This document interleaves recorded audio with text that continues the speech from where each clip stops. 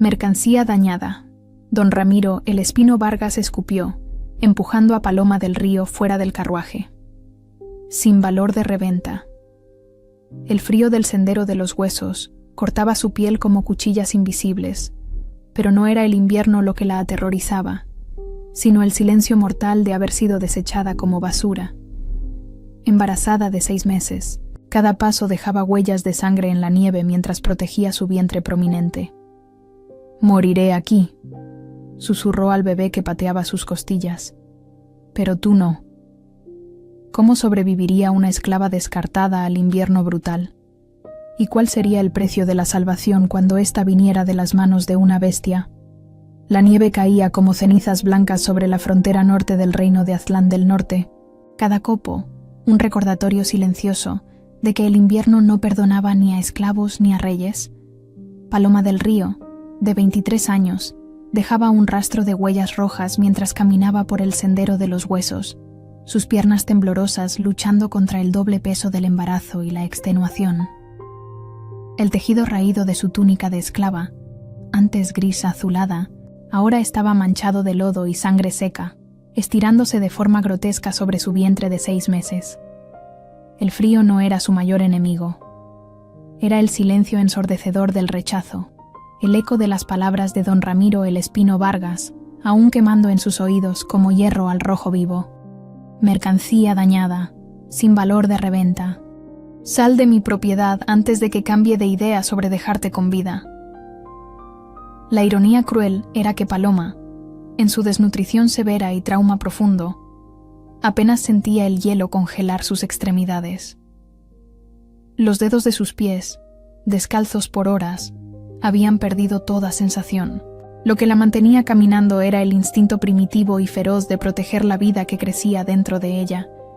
Una criatura concebida en violencia, pero amada en secreto con una intensidad que la sorprendía. Cada patada del bebé contra sus costillas era un mensaje silencioso. Aquí estoy, todavía estoy vivo.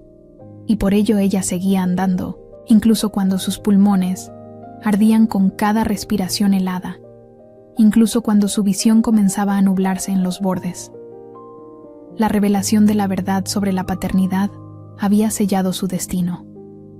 Por meses, don Ramiro había permitido que los otros sirvientes creyeran que ella había seducido a algún visitante noble, una versión de la historia que al menos preservaba su humanidad. Pero cuando la verdad emergió, que ella había sido violada durante una de las infames fiestas de don Ramiro, donde nobles visitantes eran entretenidos con diversiones que incluían esclavos indefensos, toda pretensión de decencia fue abandonada. «El bastardo de un violador», había gruñido don Ramiro, «no tiene lugar en mi casa. Debiste haberte deshecho de él hace meses, como yo lo ordené, pero Paloma no pudo. Todas las veces que tocaba su vientre, sentía movimiento, vida, esperanza. Este niño pudo haber sido concebido en la oscuridad, pero sería su luz. Sus piernas cedieron cuando el sol comenzó a ponerse, tiñendo la nieve de tonos anaranjados que recordaban brasas lejanas. Ella se desplomó de rodillas primero, luego de lado, encorvándose instintivamente alrededor de su vientre. La nieve inmediatamente comenzó a adherirse a su enredado cabello castaño, a sus pestañas, a la piel expuesta de sus brazos escuálidos.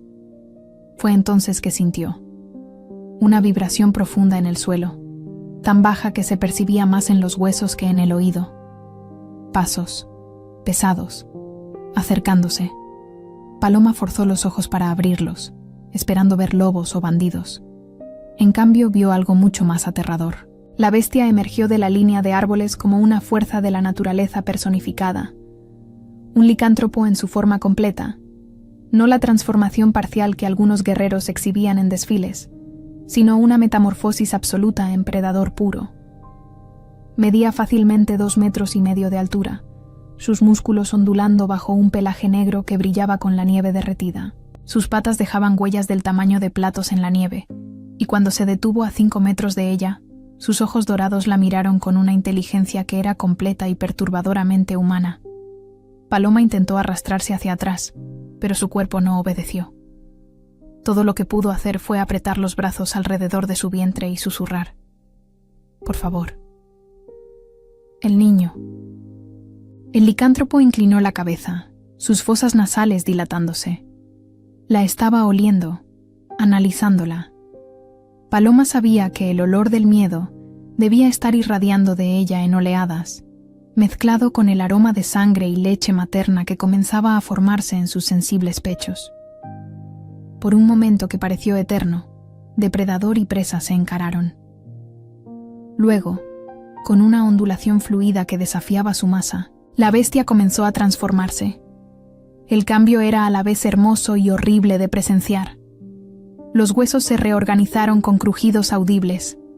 El pelaje se retrajo. Los músculos se compactaron.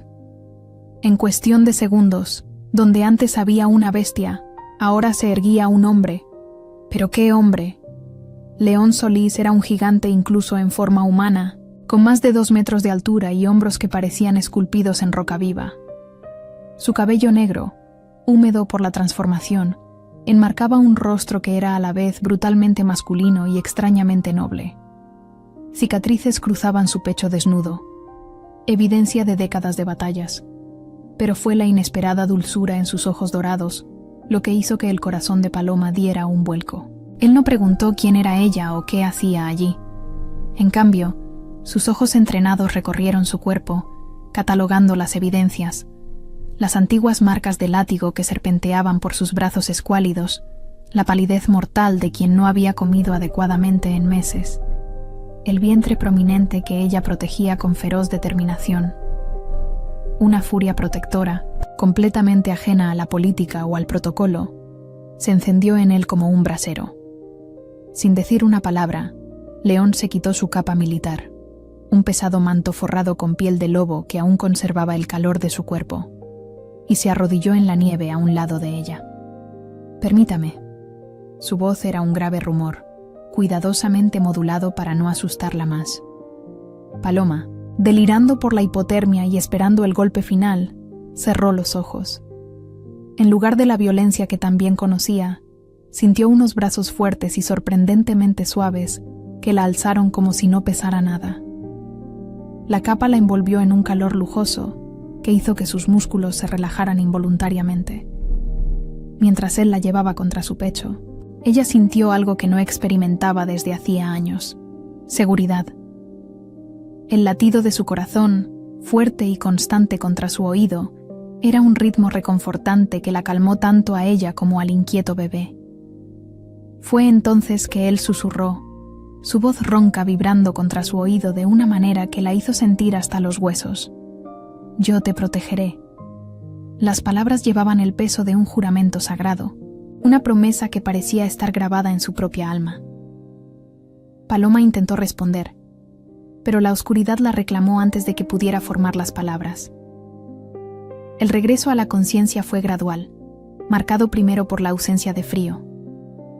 Paloma flotó en un estado semidespierto por algún tiempo antes de darse cuenta de que estaba acostada sobre algo suave, no paja o suelo de piedra, sino una tela genuinamente suave contra su piel.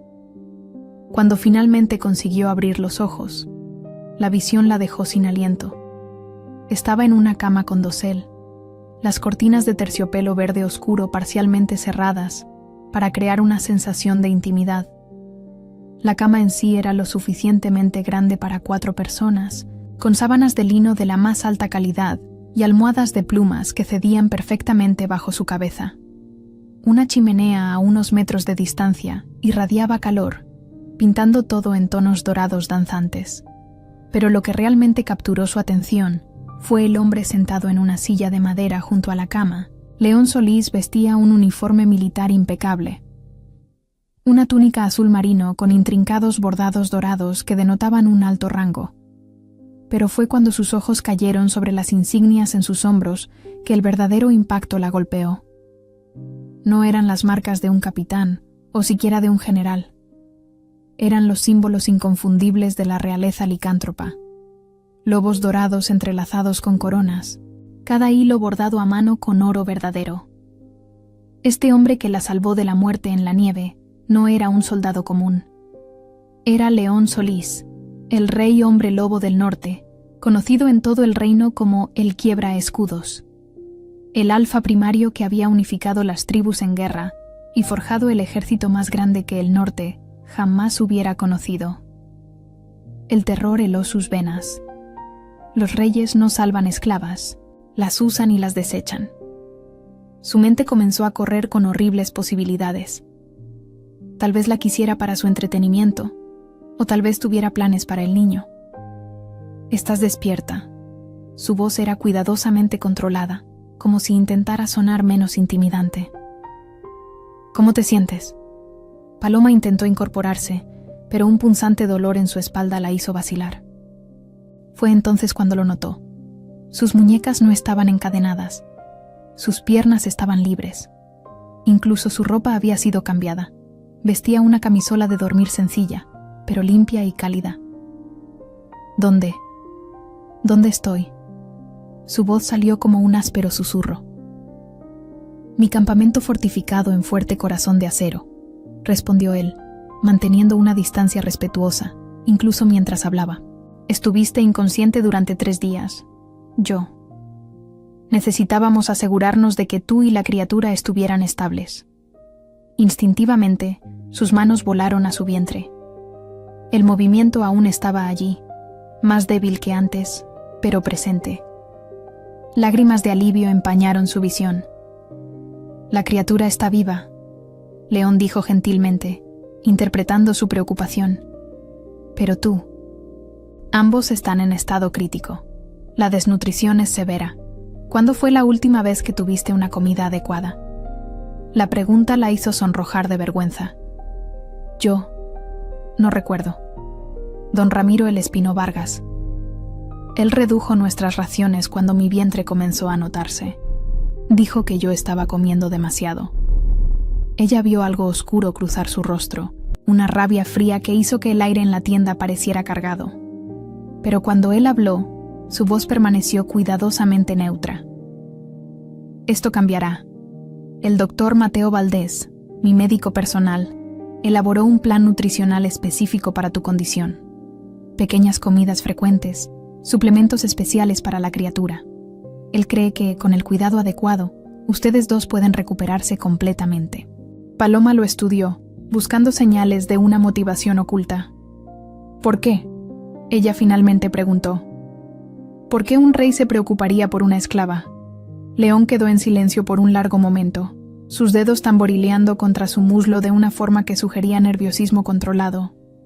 Cuando finalmente respondió, había una cualidad distante en su voz. «Tuve una hermana una vez, Isabela. Ella era una omega como tú». Sus ojos se enfocaron en algún punto más allá de ella, perdidos en la memoria.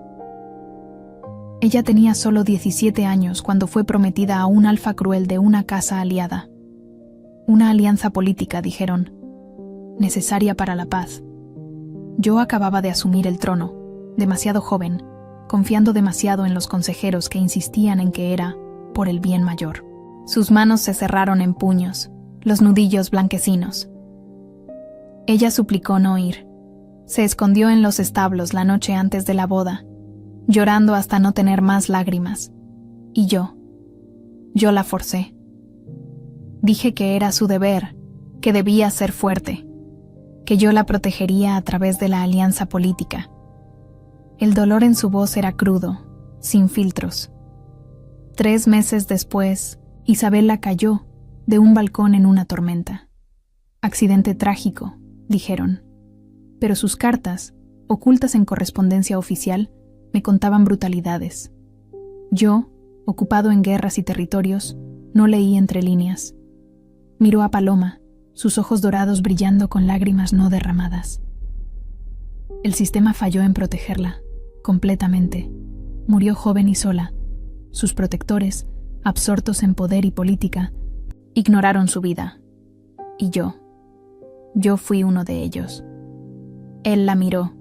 Ella vio dolor genuino en sus facciones. No dejaré que esto se repita, ni contigo, ni con tu criatura. La brutal sinceridad lo golpeó como un puñetazo. No era rey. Era un hermano atormentado por el remordimiento. «No me conoces», susurró. «No me debes nada». «No», asintió. «Pero se lo debo a su memoria. Y quizá lo necesite tanto como tu protección. Semanas después, una rutina tensa y reconfortante se estableció en Fuerte Corazón de Acero. Paloma despertaba cada mañana a una bandeja de comida: avena con miel y nueces, pan fresco con mantequilla real, frutas que no veía hace años. Las comidas, pequeñas pero frecuentes, buscaban rehabilitar su dañado sistema digestivo. Los primeros días fueron los más difíciles. Paloma comía como animal enjaulado, rápido, nerviosa, mirando la puerta. Sus manos temblaban al sostener la cuchara, no de frío, sino de pura incredulidad. Cuando León aparecía, ella protegía instintivamente el plato, respuesta a años de interrupciones y confiscaciones. Al principio, escondía comida, hábito por años de incertidumbre. Envolvía pan en servilletas, ocultándolo entre colchón, armazón o pliegues de su ropa. León percibió su comportamiento. Ella aún no notaba lo observador que era. Pero, en lugar de confrontarla, empezó a comer con ella. El doctor Mateo Valdés insiste en que yo también necesito comer con regularidad. Mentiría casualmente, sentándose con su bandeja. Aparentemente, saltarse comidas por reuniones de estrategia no es sostenible a largo plazo. La primera vez que él se sentó a la mesa con ella, Paloma casi se ahoga de pánico. Ningún hombre había compartido una comida con ella desde. Ni siquiera podía recordarlo. Pero León comió con la misma calma deliberada con la que hacía todo, sin hacer comentarios sobre cómo ella cortaba su comida en pedazos minúsculos o cómo masticaba cada bocado 3 veces más de lo necesario. Poco a poco, las comidas dejaron de ser sobre supervivencia y se volvieron más sobre conexión. León comenzó a compartir pequeños detalles sobre su día: el informe matutino de las patrullas, el avance en la construcción de nuevas defensas, las negociaciones con comerciantes locales. Nada político o secreto, solo conversación normal. Y, sorprendentemente, Paloma comenzó a responder. Pequeños comentarios al principio, luego preguntas tímidas, finalmente observaciones genuinas que revelaban una mente perspicaz detrás de sus ojos atormentados. Su presencia durante las comidas cumplió múltiples propósitos. Primero, ella se sentía más segura al comer cuando él también lo hacía, prueba de que la comida no estaba envenenada o no le sería arrebatada. Segundo, sus conversaciones casuales durante esas comidas lentamente la ayudaron a normalizar la interacción social.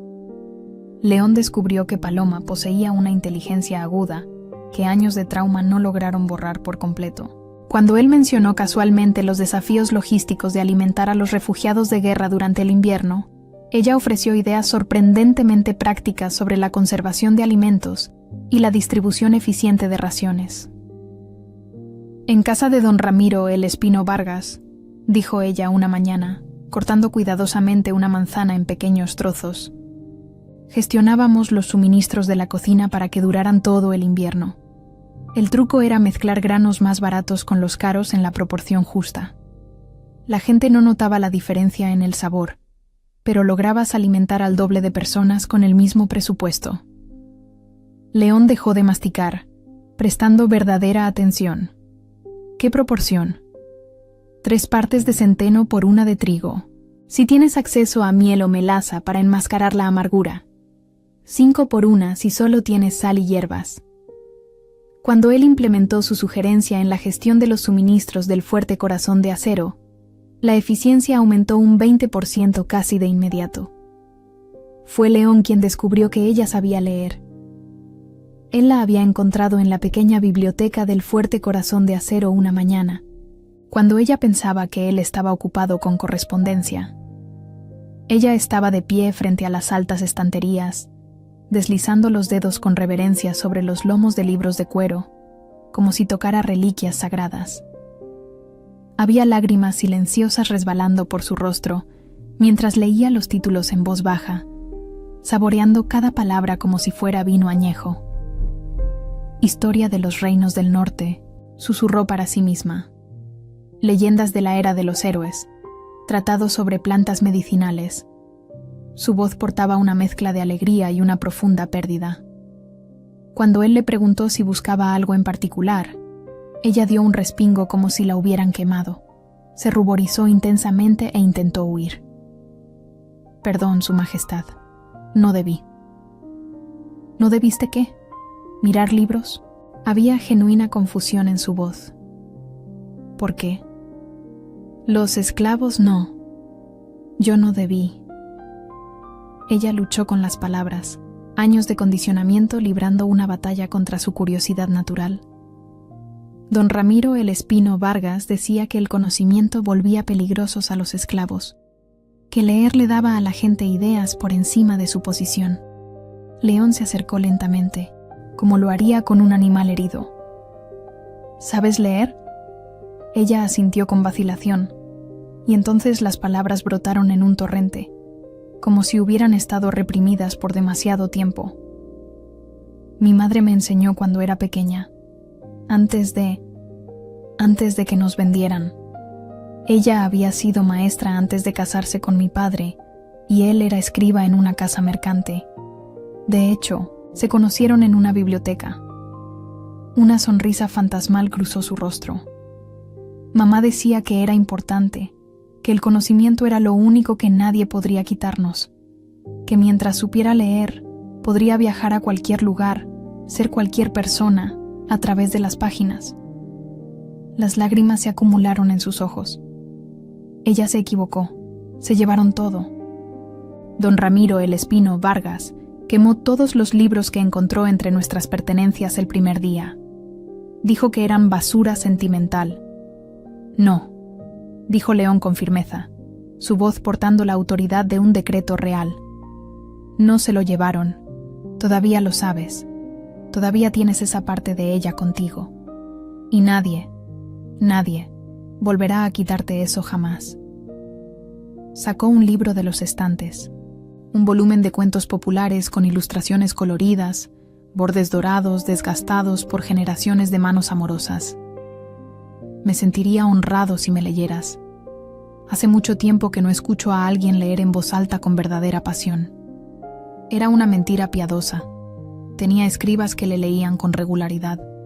Pero la forma en que el rostro de Paloma se iluminó con el permiso para tocar un libro de nuevo, cómo sus dedos acariciaron la cubierta como si fueran amantes separados hacía mucho tiempo, eso valió cualquier pequeña deshonestidad. La lectura se convirtió en parte de su rutina nocturna. Cada noche, después de cenar, Paloma se acomodaba en la silla acolchada cerca de la chimenea, mientras León trabajaba en su correspondencia a poca distancia. Su voz, ganando fuerza y confianza cada noche, llenaría la tienda con historias de héroes y aventuras, magia y amor verdadero. Y algo mágico sucedía durante esas sesiones. León descubrió que trabajaba mejor con el sonido de ella de fondo. Había algo en su entonación, la forma en que les daba voces diferentes a los personajes, cómo contenía el aliento durante los momentos de suspenso incluso cuando leía la historia por tercera vez, cómo se acariciaba inconscientemente el vientre durante los pasajes románticos, que creaba una paz que no conocía hacía años. Además, él comenzó a verla de una forma distinta. Ya no Paloma la esclava rota, sino Paloma la mujer brillante que había sido quebrada pero que se estaba recomponiendo.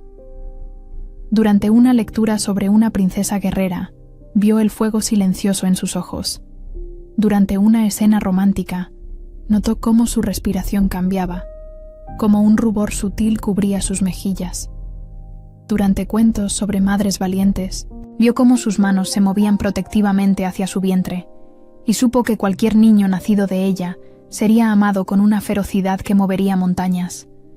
Y fue durante esas noches que la tensión romántica comenzó a construirse en pequeños y cuidadosos momentos. León empezó a traer un té de hierbas especiales que el doctor Mateo Valdés había recomendado para mujeres embarazadas. Las primeras veces, él simplemente dejaba la taza a su lado y se retiraba.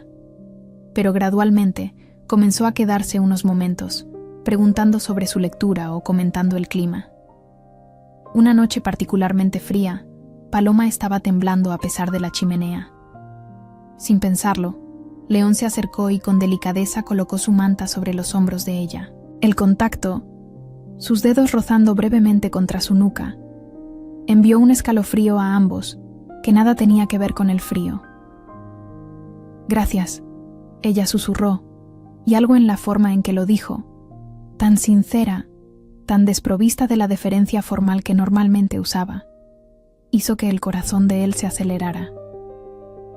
«¿El bebé está inquieto hoy?», preguntó él, notando cómo ella se había estado moviendo.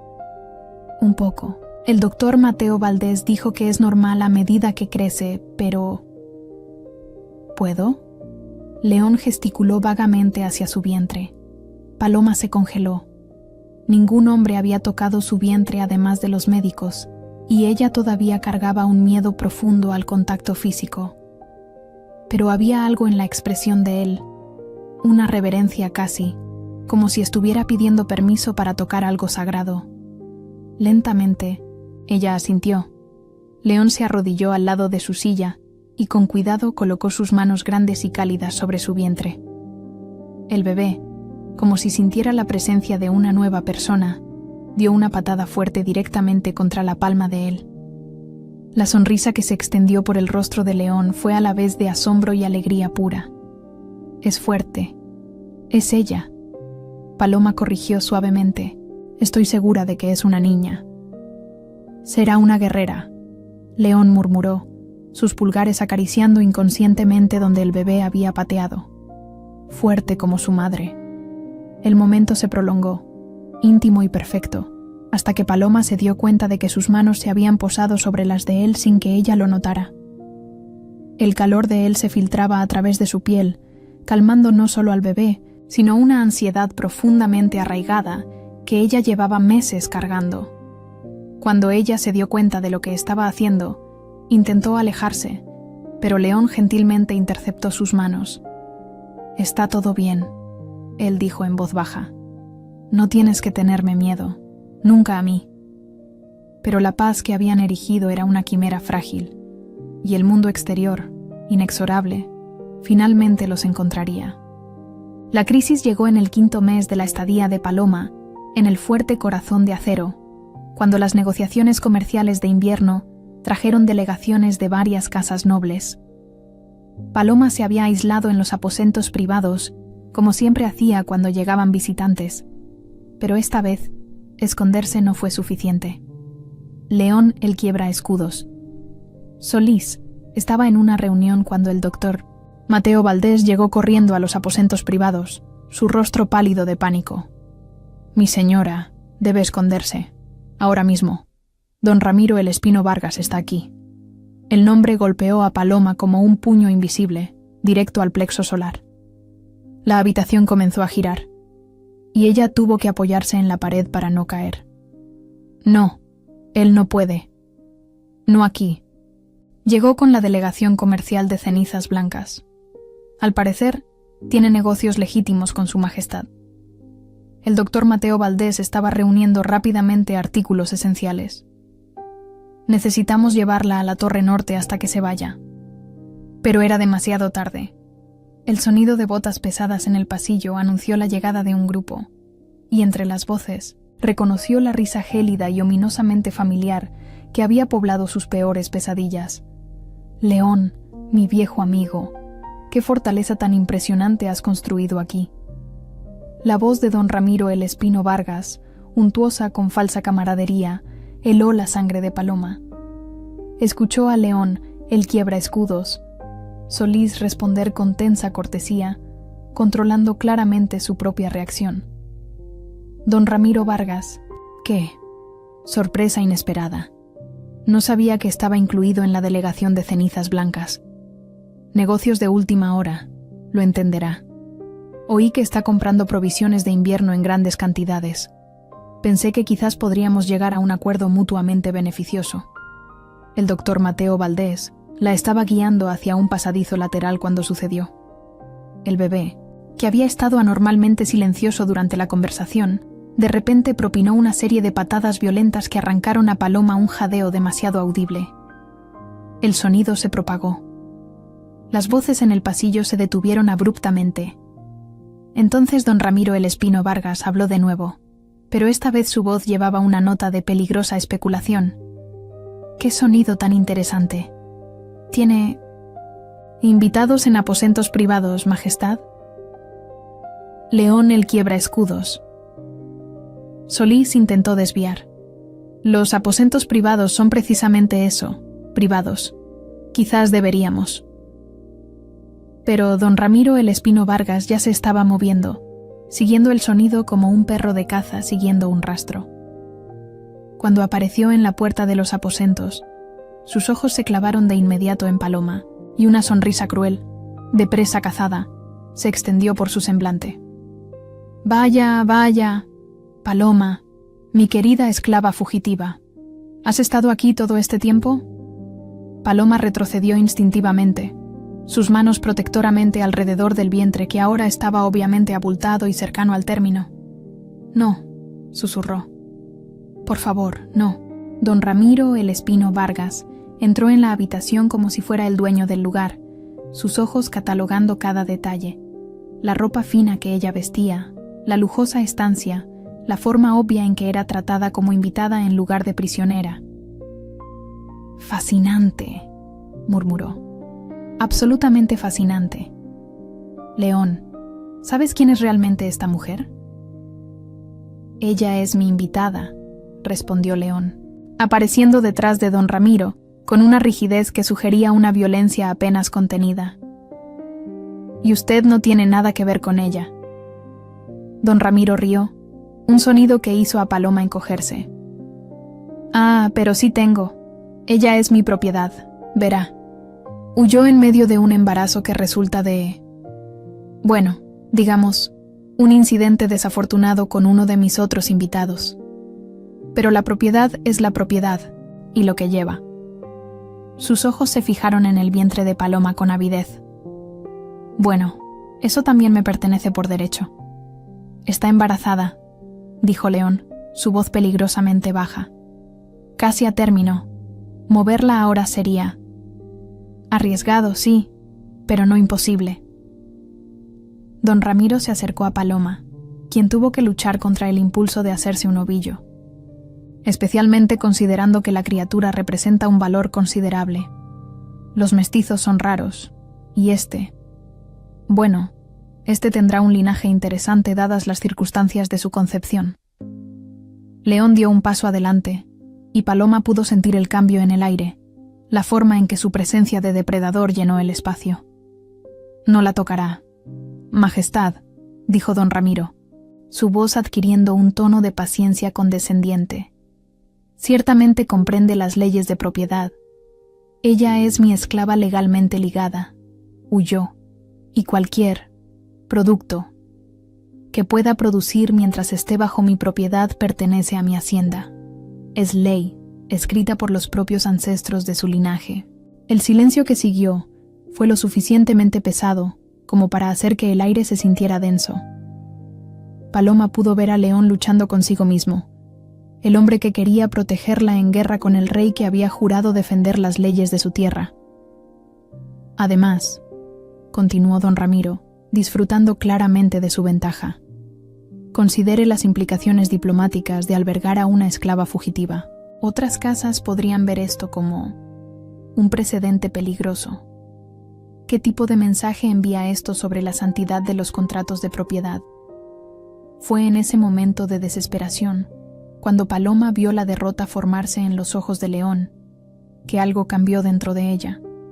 La mujer rota que había estado escondiéndose y temblando durante meses comenzó a morir, sustituida por algo más feroz. No permitiría que su criatura fuera arrastrada de vuelta al infierno del que había escapado. No permitiría que León se viera obligado a elegir entre ella y su reino, no cuando había una tercera opción.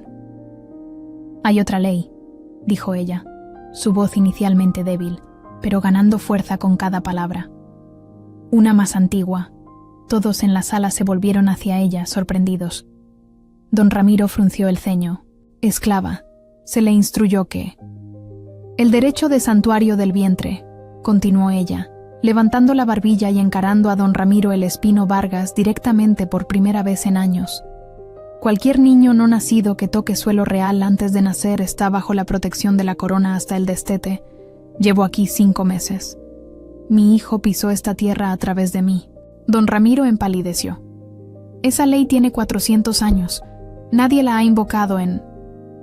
Las leyes antiguas nunca fueron revocadas, dijo León el Quiebra-Escudos. Solís lentamente, y Paloma del Río pudo oír algo como admiración en su voz. Todavía se aplican. Él miró directamente a don Ramiro. Ella tiene razón. El niño está bajo protección real hasta ser destetado, típicamente 2 años después del nacimiento. La furia que cruzó el rostro de don Ramiro fue fea de ver. 2 años, muy bien, pero en el momento en que esa protección expire. Volveré, finalizó León, su voz cargando la autoridad absoluta de un alfa dominante. Ahora, don Ramiro Vargas, creo que usted mencionó negocios de comercio. Debemos discutir eso en los aposentos apropiados. No fue una sugerencia. Don Ramiro lanzó una última mirada venenosa a Paloma. 2 años, repitió. Recuérdalo. Después de que él salió, Paloma se desplomó en la silla más cercana, temblando con la adrenalina post-confrontación. León se arrodilló a su lado, sus grandes manos enmarcando gentilmente su rostro. Eso fue increíble, dijo él, su voz llena de admiración genuina. Tú fuiste increíble. ¿De dónde sacaste la idea de investigar leyes antiguas? La biblioteca, susurró ella. Yo sabía que un día él podría venir. Quería estar preparada. Así que leí todo lo que pude encontrar sobre derechos de propiedad y protecciones. Ella lo miró a los ojos. Pero esto solo nos da tiempo. Dentro de 2 años. Muchas cosas pueden cambiar en 2 años, dijo León firmemente. Encontraremos una solución. Lo prometo. El clímax llegó 2 semanas después, durante una de las peores tormentas del invierno. Paloma estaba leyendo tranquilamente cuando las primeras punzadas comenzaron. No las contracciones de Braxton Hicks que había estado teniendo, sino algo profundo e insistente que la hizo soltar el libro. Doctor Mateo Valdés, llamó ella, intentando mantener la calma. Creo que ha llegado la hora. Lo que siguió fueron 14 horas de terror. El bebé estaba de nalgas, los cordones umbilicales estaban enrollados peligrosamente, y Paloma perdía sangre más rápido de lo que el doctor Mateo Valdés podía compensar. Por 3 veces separadas, ella dejó de respirar completamente. Por 3 veces, el doctor Mateo Valdés logró traerla de vuelta. León no se separó de su lado. Contra todos los protocolos, contra todas las convenciones sociales, él sostuvo la mano de ella durante cada contracción. Cuando ella gritó de dolor, él absorbió el sonido. Cuando ella suplicó rendirse, él le susurró fuerza. «Puedes hacerlo», dijo repetidas veces, su propia voz ronca de emoción. «Eres la mujer más fuerte que he conocido. Puedes con esto». Fue durante la 5ª hora, cuando el doctor Mateo Valdés finalmente admitió que estaban perdiendo tanto a la madre como al niño, que León el Quiebra-Escudos Solís hizo algo que era teóricamente imposible. Cerró los ojos, puso ambas manos sobre el vientre de ella y conscientemente canalizó su propia fuerza vital hacia Paloma. La transfusión de energía entre hombres lobo era un mito, algo susurrado en leyendas antiguas pero nunca documentado.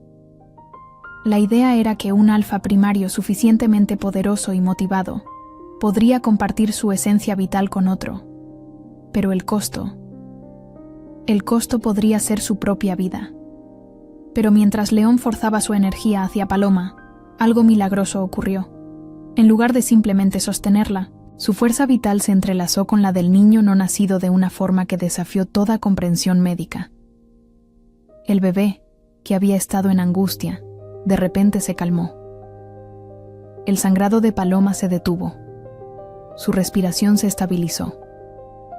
Y cuando la niña finalmente nació, una pequeña perfecta y saludable con un grito furioso que llenó la habitación, abrió unos ojos que brillaban con oro puro. No el dorado oscuro de ojos humanos normales.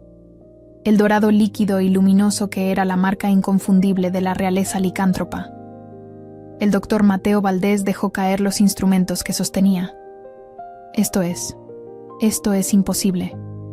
La bebé era genéticamente imposible. El padre biológico era humano. Paloma era una omega, no de la realeza. No había forma de que la niña tuviera los ojos de una alfa primaria de nacimiento. A menos que... La adopción de sangre, susurró el doctor Mateo Valdés, con el rostro pálido de asombro. Las leyendas son reales. Señor, cuando usted hizo su promesa en la nieve. León, ahora mortalmente pálido pero sonriendo a través del agotamiento, miró a la niña en sus brazos. Dije que la protegería. El universo. Se lo tomó literalmente. La magia había reescrito el linaje de la niña en el útero. León era ahora, para todos los efectos prácticos y mágicos, su padre biológico. Don Ramiro el Espino Vargas no tenía más derechos sobre ella de los que tendría sobre el propio León. Pero la victoria tuvo un costo. La transferencia de energía dejó a León inconsciente por una semana completa. Durante ese tiempo, Paloma, aún recuperándose del parto, pero ahora energizada por algo que no comprendía del todo, tuvo que defenderse a sí misma y al rey vulnerable. Los primeros conspiradores aparecieron la segunda noche. Paloma estaba amamantando a Xochitl cuando escuchó voces susurrando desde fuera de la tienda real. Abominación. Niña mestiza. Aprovechar mientras él está débil. El doctor Mateo Valdés estaba durmiendo después de 3 días sin descanso adecuado, y los guardias nocturnos habían sido sutilmente reubicados por alguien con autoridad suficiente para alterar las patrullas. Paloma percibió inmediatamente el peligro. Había aprendido a identificar sus sonidos durante años de supervivencia. Con Xochitl aún prendida a su pecho, se levantó en silencio y se colocó entre la entrada de la tienda y la cama, donde León yacía inmóvil. Cuando 3 figuras enmascaradas entraron, ella no gritó ni corrió. En cambio, su voz hendió el aire con una autoridad que no sabía poseer. ¡Alto! La palabra contenía algo nuevo, no solo el mando, sino la presencia imponente de alguien que había encontrado algo por lo que valía la pena luchar. Los conspiradores dudaron. ¿Quién osa cuestionar? Comenzó el líder, pero Paloma lo interrumpió. Soy Paloma del Río, madre de la heredera real, consorte reconocida del rey lobo hombre del norte. Y están cometiendo traición. En los días siguientes, ella orquestó la defensa con una estrategia que la sorprendió incluso a ella misma. Trabajando con el doctor Mateo Valdés, identificó qué guardias eran leales y cuáles habían sido corrompidos. Convenció a las cocineras, que la habían visto tratar a todos con amabilidad durante meses, a reportar cualquier conversación sospechosa. Incluso reclutó a las lavanderas, que se movían invisibles por los pasillos y podían escuchar sin ser notadas. Conspiradores que veían a la niña mestiza como una abominación intentaron en múltiples ocasiones entrar en los aposentos reales. En cada intento, encontraron a Paloma y su red improvisada de aliados leales, no solo guardias, sino sirvientes comunes que habían percibido su humanidad cuando nadie más estaba prestando atención. Por primera vez en su vida, no se estaba escondiendo, estaba protegiendo, y descubrió que tenía talento para ello. Cuando León finalmente despertó, débil pero vivo, el mundo había cambiado. Pero el cambio más profundo estaba en la conexión entre ellos. El vínculo de compañeros, que había permanecido en silencio debido al trauma de Paloma y al enfoque de León en su misión de salvamento, finalmente encajó en su lugar como 2 piezas de un rompecabezas. No fue un momento de pasión instantánea o lujuria consumidora. Fue una ola cálida de reconocimiento mutuo que los llenó de los dedos de los pies a la coronilla. Él era su escudo, ella, su corazón. Ella era su fuerza, él, su paz. «Hola», susurró él cuando sus ojos se abrieron, su primera palabra dirigida a ella. «Hola», respondió ella, las lágrimas resbalando por sus mejillas mientras sostenía a su hija. Porque la niña era de ambos ahora, en todos los sentidos importantes.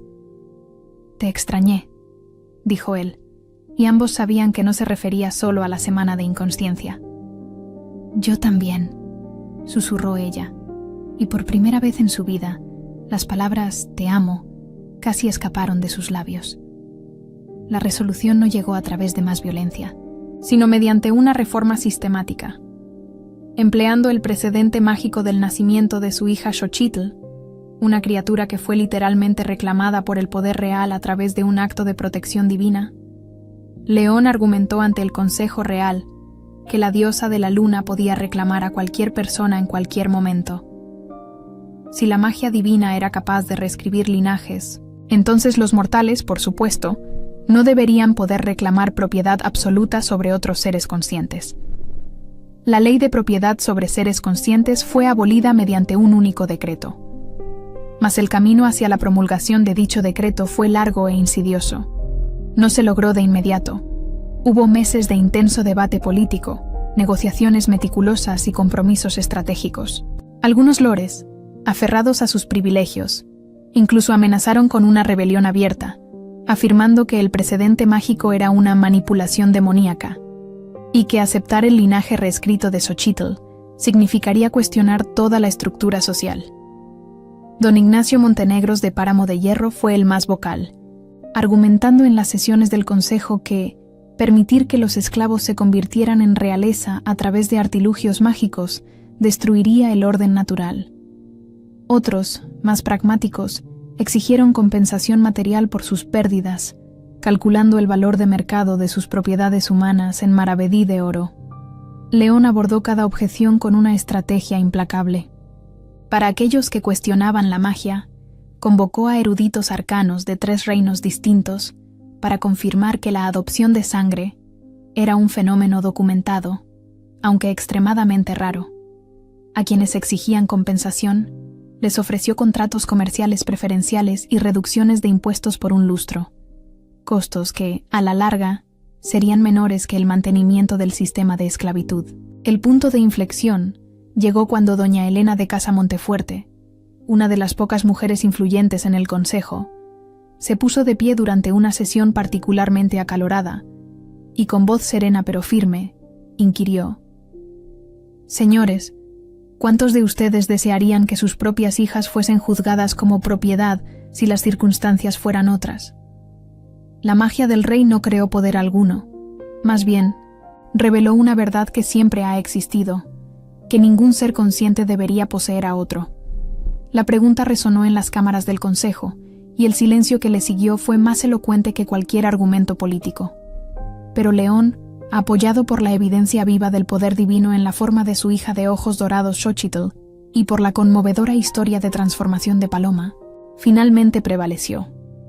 El decreto final fue una obra maestra de retórica política. Reconocía los derechos divinos de todos los seres conscientes bajo la mirada de la diosa de la luna. Establecía un periodo de transición de 2 años para que los propietarios se adaptaran, y creaba fondos de reparación para los antiguos esclavos. El último acto oficial fue, en su esencia, simple. Paloma del Río fue formalmente liberada de todo lazo de propiedad. Pero más allá de eso, fue reconocida como Paloma Solís, reina consorte del norte, madre de la heredera real. En la noche de la ceremonia de coronación, estaban de pie en el balcón real, observando la nieve que caía. Su hija, Xochitl, en honor a la madre de Paloma, dormía plácidamente en la cuna cercana, sus pequeños puños apretados como si aún estuviera luchando. ¿Recuerdas la primera vez que viste la nieve?, preguntó León, sus brazos ciñendo la cintura de Paloma. Me estaba muriendo en ella, respondió ella con una sonrisa irónica. No es precisamente un recuerdo feliz. ¿Y ahora?, Paloma lo consideró, observando los copos danzar bajo la luz de las antorchas. La nieve ya no era una sentencia de muerte. Era solo agua congelada, hermosa a su manera, pero ya no aterradora. Ahora es solo nieve, dijo ella, hermosa, pero inofensiva. Como todo debería ser, asintió León, besando el costado de su cuello. Sin más miedo, sin más frío, solo calidez. Ella se giró en sus brazos, estudiando el rostro del hombre que había transformado su vida de pesadilla en sueño.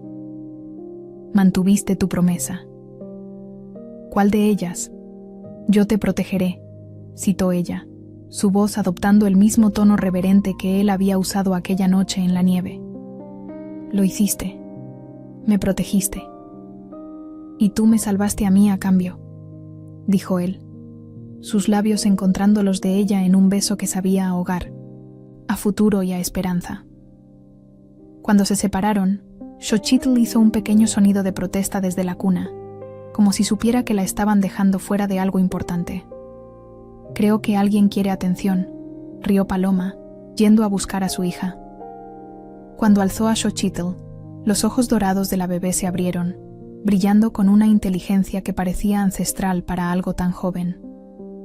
Por un momento, los tres permanecieron suspendidos en perfecta armonía. Una familia forjada no por la sangre, sino por la elección, protegida no por la tradición, sino por el amor. Yo te protegeré, susurró Paloma a Xochitl, haciendo eco de las palabras que lo habían cambiado todo. Y desde el otro lado de ella, León añadió su propia promesa. Nosotros te protegeremos.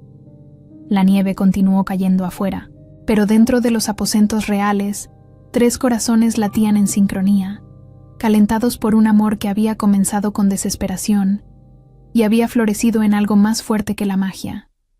Si disfrutaste esta historia de cómo una esclava abandonada encontró no solo la salvación, sino el amor verdadero y cambió un reino entero.